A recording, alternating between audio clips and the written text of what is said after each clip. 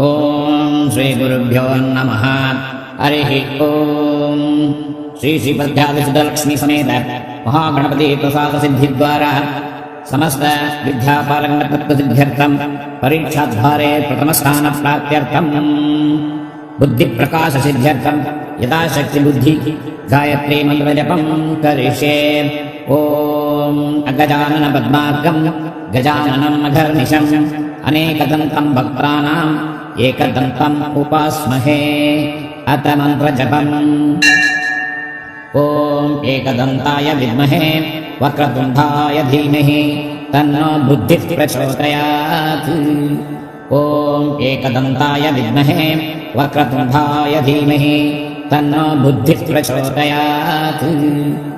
ॐ एकदन्ताय विद्महे वक्रतुण्डाय धीमहि तन्नो बुद्धिः प्रचोदयात्। ॐ एकदन्ताय विद्महे वक्रतुण्डाय धीमहि तन्नो बुद्धिः प्रचोदयात्। ॐ एकदन्ताय विद्महे वक्रतुण्डाय धीमहि तन्नो बुद्धिः प्रचोदयात्। ॐ एकदन्ताय विद्महे वक्रतुण्डाय धीमहि तन्नो बुद्धिः प्रचोदयात्। ॐ एकदन्ताय विद्महे वक्रतुण्डाय धीमहि तन्नो बुद्धिः प्रचोदयात्। ॐ एकदन्ताय विद्महे वक्रतुण्डाय धीमहि तन्नो बुद्धिः प्रचोदयात्। ॐ एकदन्ताय विद्महे वक्रतुण्डाय धीमहि तन्नो बुद्धिः प्रचोदयात्।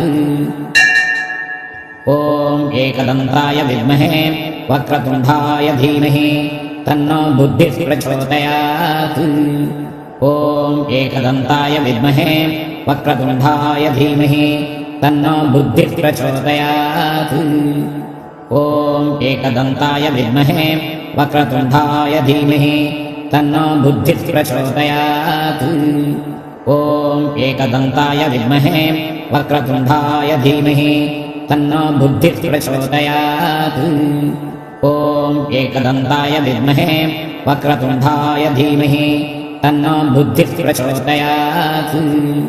ॐ एकदन्ताय विद्महे वक्रतुण्डाय धीमहि तन्नो बुद्धिः प्रचोदयात्। ॐ एकदन्ताय विद्महे वक्रतुण्डाय धीमहि तन्नो बुद्धिः प्रचोदयात्। ॐ एकदन्ताय विद्महे वक्रतुण्डाय धीमहि तन्नो बुद्धिः प्रचोदयात्। ॐ एकदन्ताय विद्महे वक्रतुण्डाय धीमहि तन्नो बुद्धिः प्रचोदयात्। ॐ एकदन्ताय विद्महे वक्रतुण्डाय धीमहि तन्नो बुद्धिः प्रचोदयात्। ॐ एकदन्ताय विद्महे वक्रतुण्डाय धीमहि तन्नो बुद्धिः प्रचोदयात्। ॐ एकदन्ताय विद्महे वक्रतुण्डाय धीमहि तन्नो बुद्धिः प्रचोदयात्। ॐ एकदन्ताय विद्महे वक्रतुण्डाय धीमहि तन्नो बुद्धिः प्रचोदयात्। ॐ एकदन्ताय विद्महे वक्रतुण्डाय धीमहि तन्नो बुद्धिः प्रचोदयात्। ॐ एकदन्ताय विद्महे वक्रतुण्डाय धीमहि तन्नो बुद्धिः प्रचोदयात्। ॐ एकदन्ताय विद्महे वक्रतुण्डाय धीमहि तन्नो बुद्धिः प्रचोदयात्। ॐ एकदन्ताय विद्महे वक्रतुण्डाय धीमहि तन्नो बुद्धिः प्रचोदयात्।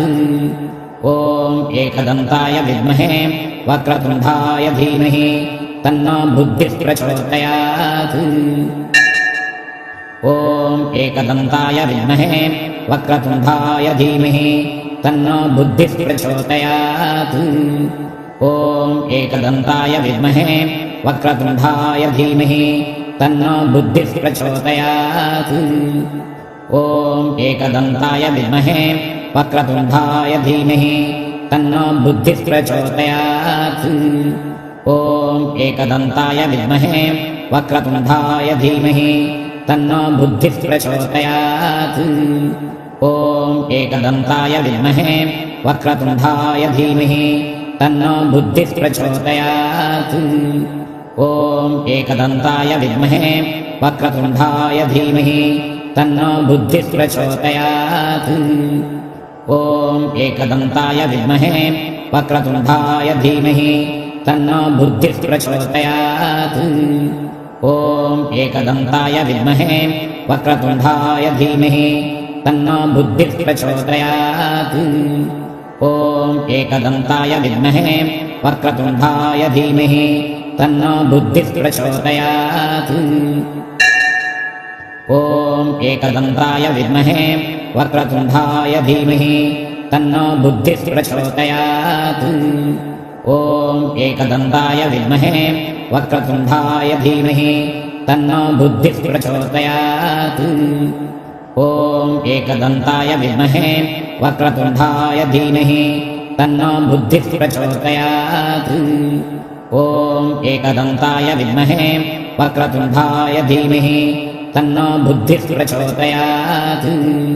ॐ एकदन्ताय विद्महे वक्रतुण्डाय धीमहि तन्नो बुद्धिः प्रचोदयात्।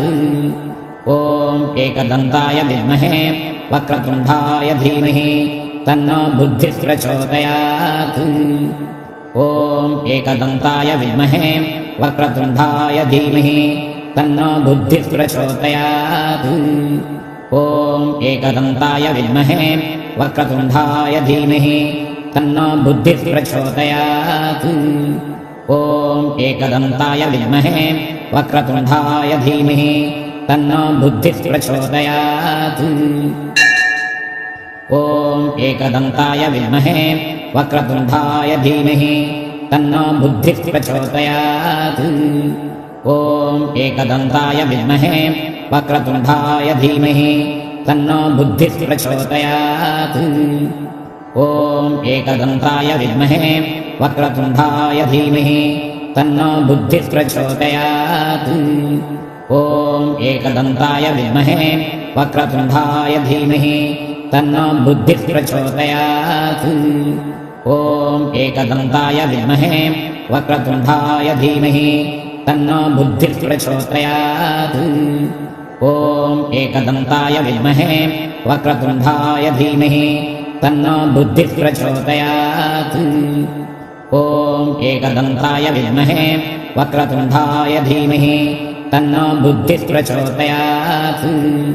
ॐ एकदन्ताय विद्महे वक्रतुण्डाय धीमहि तन्नो बुद्धिः प्रचोदयात्।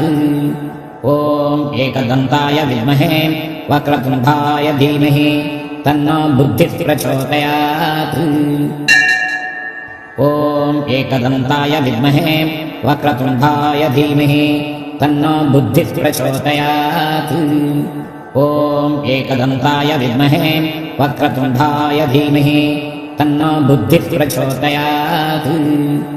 ॐ एकदन्ताय विद्महे वक्रतुण्डाय धीमहि तन्नो बुद्धिः प्रचोदयात्। ॐ एकदन्ताय विद्महे वक्रतुण्डाय धीमहि तन्नो बुद्धिः प्रचोदयात्। ॐ एकदन्ताय विद्महे वक्रतुण्डाय धीमहि तन्नो बुद्धिः प्रचोदयात्।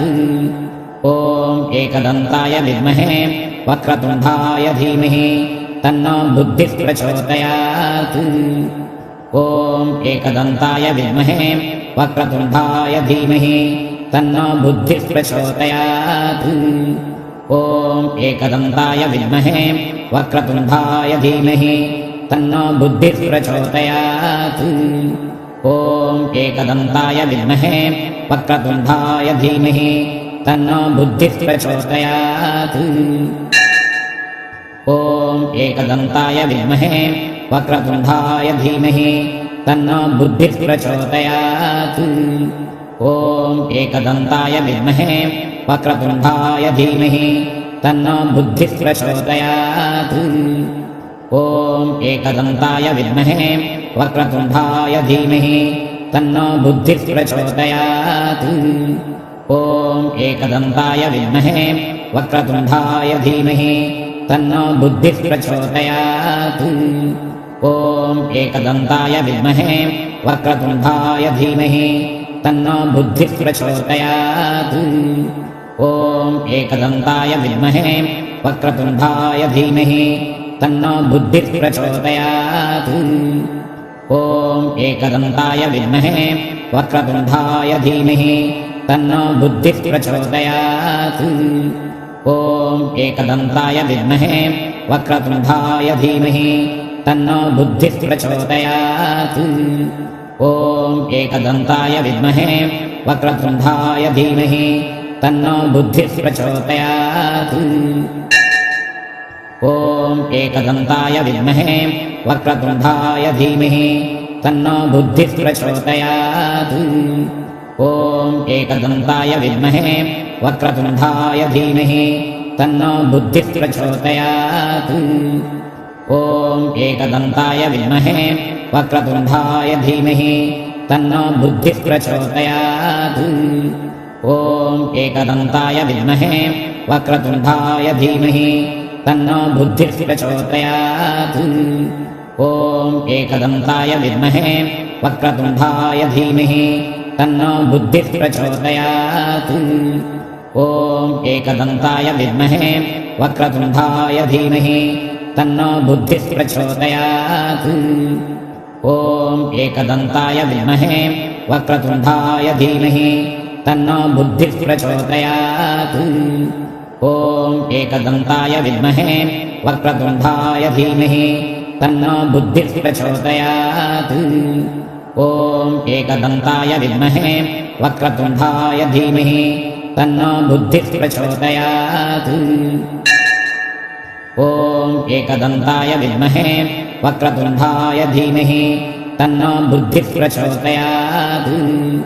ॐ एकदन्ताय विद्महे वक्रतुण्डाय धीमहि तन्नो बुद्धिः प्रचोदयात्।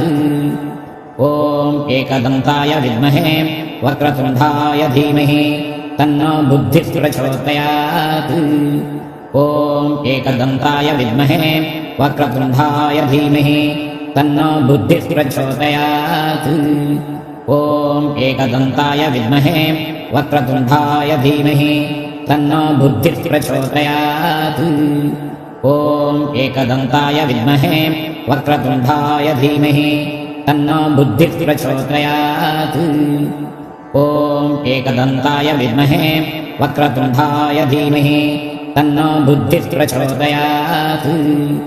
ॐ एकदन्ताय विद्महे वक्रतुण्डाय धीमहि तन्नो बुद्धिः प्रचोदयात्। ॐ एकदन्ताय विद्महे वक्रतुण्डाय धीमहि तन्नो बुद्धिः प्रचोदयात्। ॐ एकदन्ताय विद्महे वक्रतुण्डाय धीमहि तन्नो बुद्धिः प्रचोदयात्। ॐ एकदन्ताय विद्महे वक्रतुण्डाय धीमहि तन्नो बुद्धिः प्रचोदयात्। ॐ एकदन्ताय विद्महे वक्रतुण्डाय धीमहि तन्नो बुद्धिः प्रचोदयात्। ॐ एकदन्ताय विद्महे वक्रतुण्डाय धीमहि तन्नो बुद्धिः प्रचोदयात्। ॐ एकदन्ताय विद्महे वक्रतुण्डाय धीमहि तन्नो बुद्धिः प्रचोदयात्। ॐ एकदन्ताय विद्महे वक्रतुण्डाय धीमहि तन्नो बुद्धिः प्रचोदयात्। ॐ एकदन्ताय विद्महे वक्रतुण्डाय धीमहि तन्नो बुद्धिः प्रचोदयात्। ॐ एकदन्ताय विद्महे वक्रतुण्डाय धीमहि तन्नो बुद्धिः प्रचोदयात्। ॐ एकदन्ताय विद्महे वक्रतुण्डाय धीमहि तन्नो बुद्धिः प्रचोदयात्। ॐ एकदन्ताय विद्महे वक्रतुण्डाय धीमहि तन्नो बुद्धिः प्रचोदयात्। ॐ एकदन्ताय विद्महे वक्रतुण्डाय धीमहि तन्नो बुद्धिः प्रचोदयात्। ॐ एकदन्ताय विद्महे वक्रतुण्डाय धीमहि तन्नो बुद्धिः प्रचोदयात्। ॐ एकदन्ताय विद्महे वक्रतुण्डाय धीमहि तन्नो बुद्धिः प्रचोदयात्। ॐ एकदन्ताय विद्महे वक्रतुण्डाय धीमहि तन्नो बुद्धिः प्रचोदयात् ॐ एकदन्ताय विद्महे वक्रतुण्डाय धीमहि तन्नो बुद्धिः प्रचोदयात् ॐ एकदन्ताय विद्महे वक्रतुण्डाय धीमहि तन्नो बुद्धिः प्रचोदयात् ॐ एकदन्ताय विद्महे वक्रतुण्डाय धीमहि तन्नो बुद्धिः प्रचोदयात् ॐ एकदन्ताय विद्महे वक्रतुण्डाय धीमहि तन्नो बुद्धिः प्रचोदयात् ॐ लं पृथिव्यात्मने गन्धं समर्पयामि हम् आकाशात्मने पुष्पाणि समर्पयामि यं वायवात्मने धूपमग्रापयामि रम् अग्न्यात्मने दीपं दर्शयामि वम् अमृतात्मने अमृतं महानैवेद्यं निवेदयामि संसर्वात्मने ताम्बूलादि सर्व उपचारान् समर्पयामि।